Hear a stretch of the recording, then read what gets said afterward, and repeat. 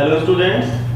तो आज की क्लास में हम लोग डिस्कस करने जा रहे हैं magnetic field inside a toroid. Students, last class में हम लोगों ने magnetic field inside the solenoid discuss किया था और आज की क्लास में हम लोग डिस्कस करेंगे magnetic field inside the toroid.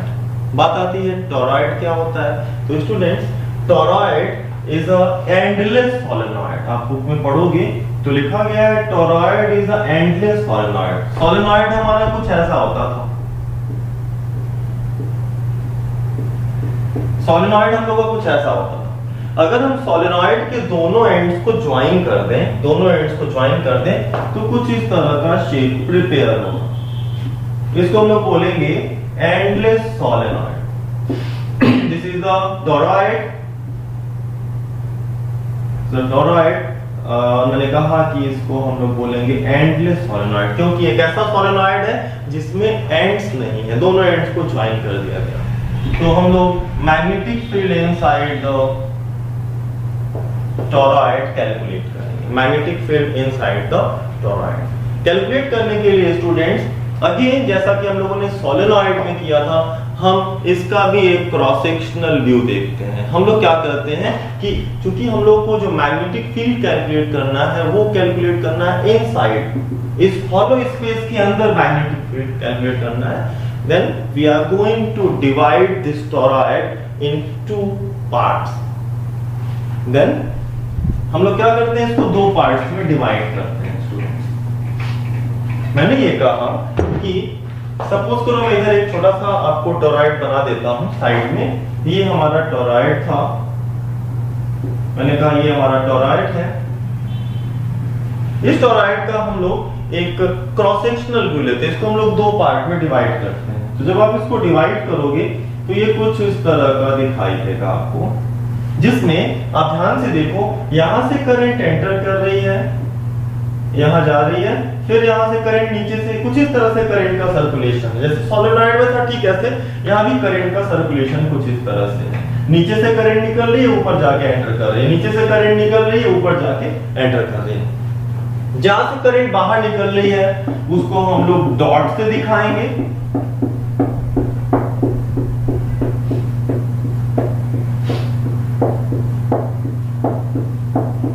जहां से करंट बाहर निकल रही है उसको हम लोग डॉट से दिखाएंगे, और देखो अंदर जाके एंटर कर जा रही है तो उस प्लेस को हम लोग क्रॉस से दिखाएंगे।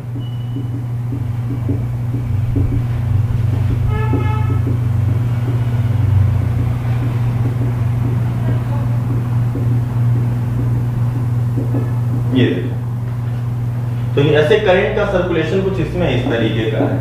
मैं डॉटेड लाइन से दिखा देता हूं।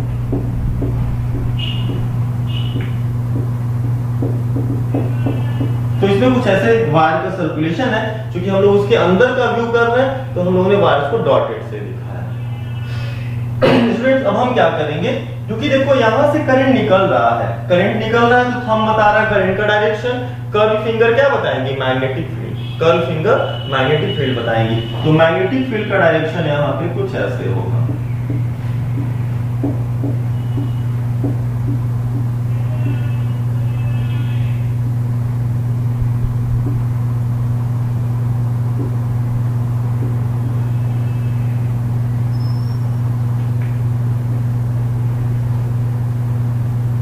देखो थंब बाहर की तरफ, कर्व फिंगर मैग्नेटिक फील्ड को बता दें। यहाँ पे अंदर एंटर कर रहा है, थंब अंदर, मैग्नेटिक फील्ड कुछ ऐसा। तो इस तरह से हम लोग मैग्नेटिक फील्ड्स को दिखा सकते हैं, थंब अंदर, मैग्नेटिक फील्ड ऐसा। तो अब देखो स्टूडेंट्स, हम लोग यहाँ पे 3 प्लेसेस पे मैग्नेटिक फील्ड कैलकुलेट करते हैं। पहला आउटसाइड प्लेस पे, किसी पॉइंट ए को ले लो। दूसरा इसके सेंटर पार्ट पे, जहां पे अंदर का ये जो खाली जगह है यहाँ पे। और तीसरा हम लोग मैग्नेटिक फील्ड कैलकुलेट करेंगे इसके इनसाइड, इस टॉरॉयड के जो अंदर की खाली स्पेस है, हम वहां मैग्नेटिक फील्ड कैलकुलेट करेंगे। इसके लिए सबसे पहले हम लोग कैलकुलेट करते हैं एट ए, पॉइंट ए पर मैग्नेटिक फील्ड कैलकुलेट करना है।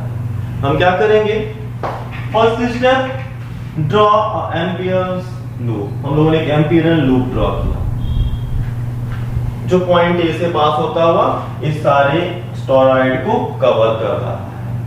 तो हम लोग लिखेंगे उस लूप के लिए cyclic integration of B dot dl is equal to mu naught I, where I is the total current. Students, मैंने आपसे बताया था कि जब आप एम्पिरिकल लूप बनाओगे तो सपोज करो एक करंट ऊपर जा रही है और दूसरी करंट अगर नीचे आ रही है, तो अगर एक I1 है और दूसरा I2 है, तो यहाँ पे नेट करंट लिखोगे I1 minus I2। Opposite direction में करंट होगा तो सब्ट्रैक्ट करेंगे। सपोज करो अगर दोनों सेम मैग्नीट्यूड की हैं I तो I से I कैंसिल होगा, यहाँ का नेट करंट कितना रखोगे? 0। तो हम लोग हमेशा किसी भी एम्पिरिकल लूप के अंदर का टोटल करंट सम करेंगे। सेम डायरेक्शन वाली करंट्स को आप ऐड करोगे, अपोजिट डायरेक्शन वाली करंट को आप सब्ट्रैक्ट करोगे।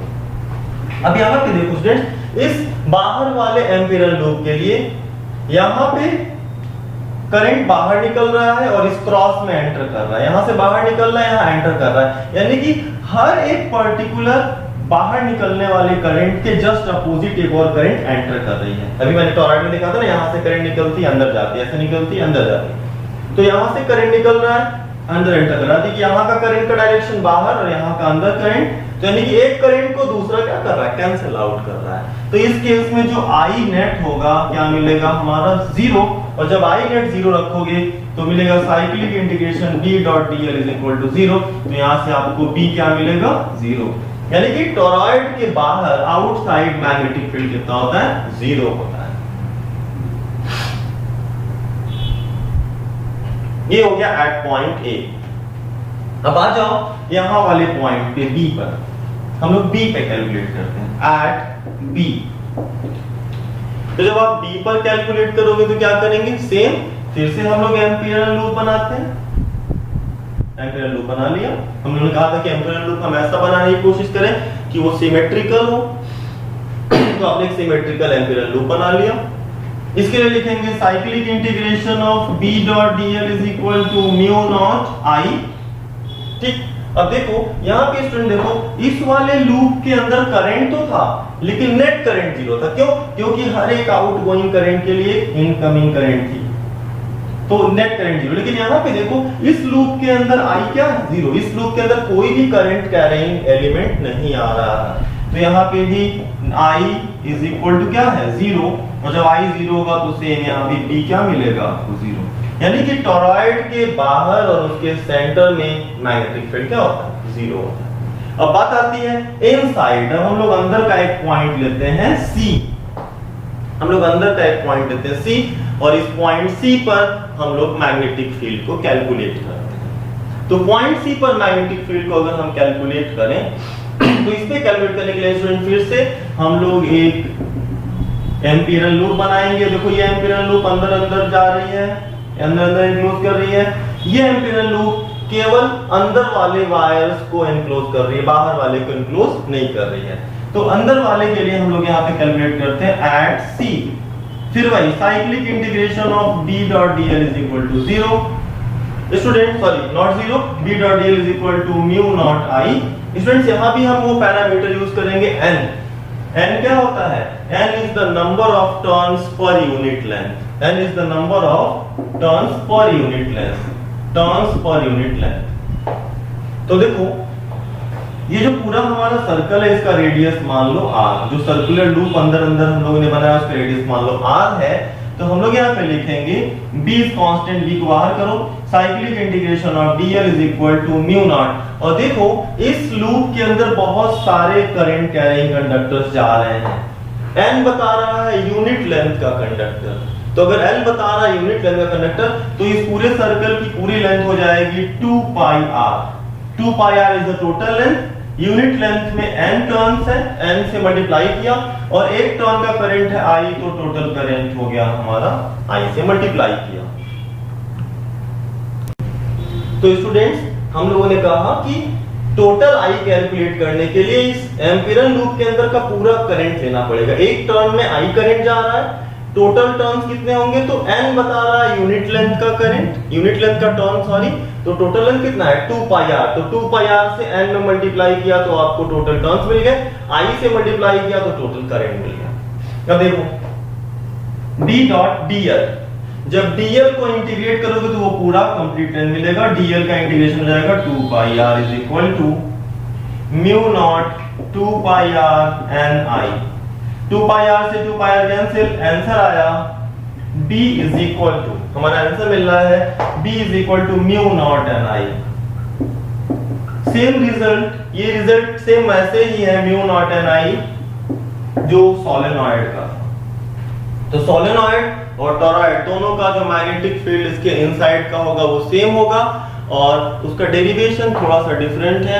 तो स्टूडेंट्स आप इसको अच्छे से पढ़ लेंगे, ये एग्जामिनेशन पॉइंट ऑफ व्यू से बहुत इंपॉर्टेंट है। Thank you so much.